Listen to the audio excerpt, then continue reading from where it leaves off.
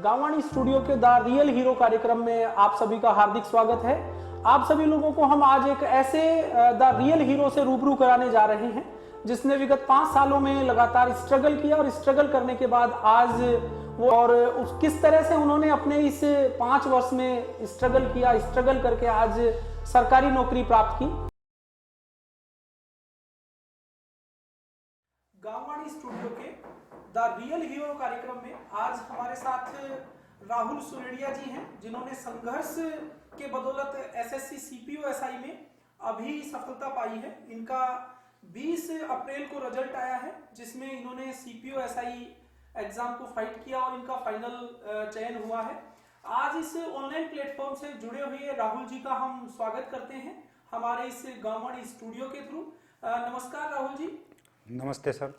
हमें खुशी है कि आप आज हमारे इस गांवाणी स्टूडियो से लाइव जुड़कर और अपनी सफलता की कहानी को द रियल हीरो कार्यक्रम के माध्यम से लोगों के साथ साझा करेंगे। हम जानना चाहेंगे और बाकी हमारे श्रोताओं को भी हम इस ऑनलाइन प्लेटफॉर्म के माध्यम से ये जानकारी साझा करना चाहेंगे कि किस प्रकार आपने अपने जीवन का लक्ष्य बना के लगातार मेहनत की और आज आप सीपीओ एसआई जो एसएससी का एग्जाम है उसे क्वालिफाई कर पाए हैं। Rahul ji. Yes sir, thank you sir. Hello all, मैं राहुल सुरेड़िया बानसूर क्षेत्र से बिलोंग करता हूँ। अभी रिसेंटली जो एसएससी सीपीओ एसआई एग्ज़ाम 2018 का फाइनल रिजल्ट आया है, उसमें मेरा फाइनल सिलेक्शन हुआ है। तो देखिए दोस्तों, वैसे तो ये वैकेंसी 2018 की थी, लेकिन वैकेंसी काफ़ी लंबी खिंची और अब 2021 में इसका फाइनल रिजल्ट आया है, तो इसमें मेरा फाइनल सिलेक्शन हुआ है। तो दोस्तों, मैं आपको यही बताना चाहूँगा सभी को कि देखिए, आप चाहे हर चीज़ में टाइम लगता है। मैं भी हालांकि काफ़ी टाइम से तैयारी कर रहा हूँ। काफ़ी एग्ज़ाम मैंने क्रैक किए हुए हैं, जिनमें कि मैं फाइनल मेरिट में काफ़ी बार रहा हुआ हूँ। लेकिन आप लोग कभी भी होप लूज़ मत कीजिए, कभी भी आपको गिव अप नहीं करना है। आपके लाइफ में काफ़ी मोड़ ऐसे आएंगे जिनमें आप लोगों को लगेगा कि नहीं भाई, अब गिव अप कर देना चाहिए, सब छोड़ देना चाहिए। लेकिन आपको गिव अप नहीं करना है, आपको लगे रहना है। आपकी मेहनत ज़रूर सफल होगी। मेहनत कभी भी देखिए किसी की बेकार नहीं जाती है। मेहनत हमेशा काम आती है। इस एग्ज़ाम में नहीं तो दूसरे किसी एग्ज़ाम में या फिर कहीं और आपकी मेहनत हमेशा काम आती है। मेहनत कभी भी बेकार नहीं जाती है किसी की। तो जैसे कि 2018 में ये पेपर हुआ था, इसके फॉर्म भरे गए, तो 19 में देखिए मार्च में इसका प्री एग्ज़ाम हुआ था। फिर इसका 3-4 स्टेज में एग्ज़ाम होता है, जिसमें कि फर्स्ट स्टेज रहता है इसका प्री एग्ज़ाम। फिर उसके बाद में फिजिकल हुआ था मेरा, जो कि मैं फिजिकली वैसे भी फिट हूँ। फिजिकली एक्टिविटीज़ हमेशा करता रहता हूँ। तो उसके बाद में इसका मेंस हुआ। फिर मेंस एग्ज़ाम के बाद में देखिए दोस्तों, इसका होता है मेडिकल एग्जामिनेशन, जिसमें कि आपके सभी ऑर्गन वगैरह ये चेक किए जाते हैं। तो मेडिकल एग्ज़ाम होने के बाद में उसमें मैं क्वालिफाई हो गया। और मेडिकल एग्ज़ाम के बाद में फिर देखिए लास्ट ईयर 2020 में मेडिकल एग्ज़ाम हुआ था इसका। उसके बाद में फिर कोविड आ गया। कोविड के चक्कर में ये 1 साल डिले हो गया। और फिर डीवी हुआ, उस डॉक्यूमेंट वेरिफिकेशन हुआ इसका दिल्ली में। फिर इसका अब देखिए दोस्तों फाइनल रिजल्ट आया। तो आप लोग भी समझ सकते हैं कि कितना लंबा चला है, कितनी लंबी प्रोसेस चली है इसमें। तो यही मैं आपको बताना चाहता हूँ कि कभी भी होप लूज मत कीजिए। हमेशा अपने गोल से स्टिक रहिए, हमेशा उससे चिपके रहिए। आपकी मेहनत कभी भी किसी भी आदमी की बेकार नहीं जाती है। तो ये है कि इस एग्ज़ाम में नहीं तो आपका किसी अदर एग्ज़ाम में हमेशा सिलेक्शन हो जाता है। ये है। धन्यवाद राहुल जी। मैं जानना चाहूंगा कि किस प्रकार आपने एक विजन सेट किया कि मुझे सीपीओ एसआई में ही अपना सिलेक्शन कराना है।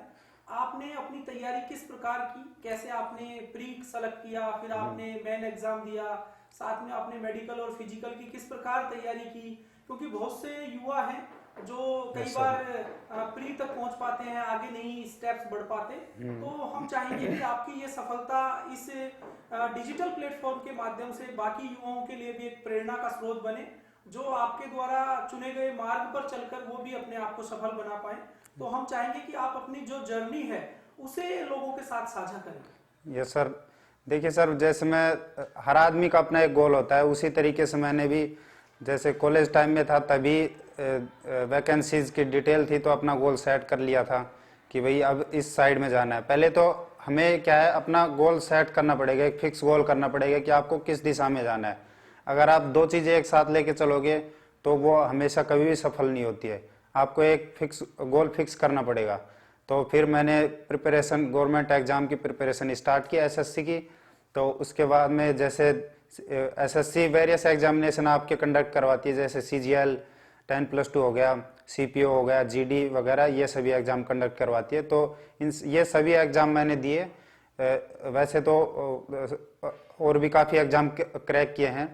फिर जैसे सीपीओ का दिया 2018 का, तो प्री दिया पहले मैंने।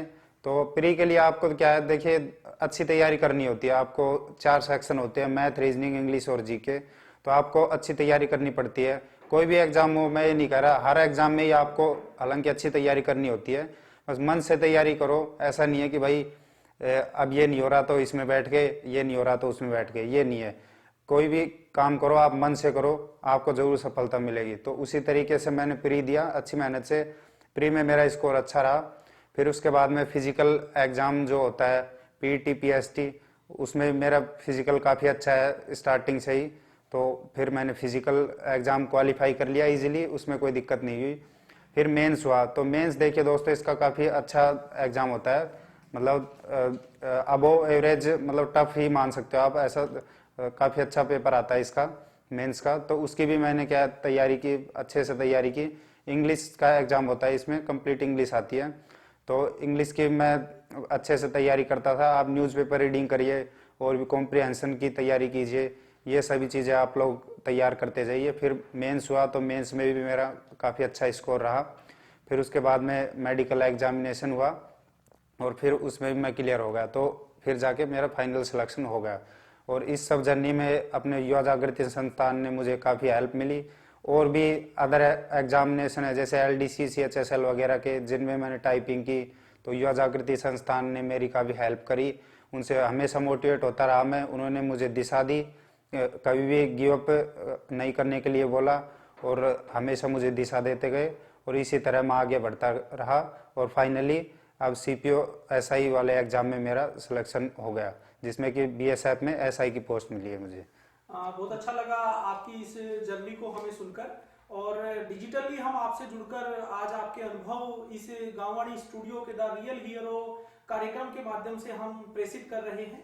मैं एक चीज और आपसे जानना चाहूंगा कि बीच में जो ये लंबे अरसा तक आपने जो तैयारी की, आप मध्यम परिवार से थे, संघर्ष के दौर में गुजरते हुए और आपने अपनी पढ़ाई को भी सुचारू रखा, तो ऐसा अप और डाउन क्या आपके भी सामने आया और किस तरीके से आप स्ट्रगल करके उस दौर से निकल के और आज एक अचीवमेंट को आपने अचीव किया है? तो मैं ये और जानना चाहूंगा राहुल जी आपसे। सर देखिए, हर किसी की लाइफ में आते हैं अप्स एंड डाउन्स, हर किसी की लाइफ में आते हैं। ऐसा नहीं है कि भाई कोई जैसे फैमिली से स्ट्रोंग है तो उसकी लाइफ में नहीं आते, हर किसी के आते हैं स्ट्रोंग के भी। क्योंकि माइंड से स्ट्रोंग होना चाहिए आदमी, ये जरूरी नहीं है। माइंड सारा काम करवाता है अपना, माइंड से स्ट्रोंग होना चाहिए।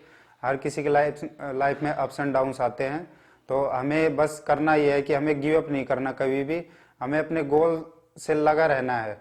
ये है, हमें अपने गोल के प्रति हमेशा एकदम स्टिक रहना है, उसको नहीं छोड़ना है। बाकी और भी वेरियस अपन काम करते रहें, फिजिकल एक्टिविटी और जो भी है अपने थोड़े बहुत इंटरेस्ट, उनको भी अपन करते चले, कोई ऐसी कोई दिक्कत नहीं है। बाकी अपने गोल को कभी नहीं छोड़े, गिव अप नहीं करे, ये है बस। धन्यवाद राहुल जी। तो हम एक नए रियल हीरो के साथ फिर आपसे आगे कार्यक्रम में रूबरू कराएंगे। तब तक के लिए हम राहुल जी को बधाई देते हैं और इनके थैंक यू सर। माता पिता को भी हम इस बात के लिए हार्दिक उनका अभिनंदन करते हैं कि उन्होंने इतनी अच्छी परवरिश देके और अच्छे संस्कार और अच्छे माहौल के साथ आज उन्होंने इन्हें सफलता तक पहुंचाने में अपना योगदान प्रदान किया। धन्यवाद। Thank you sir.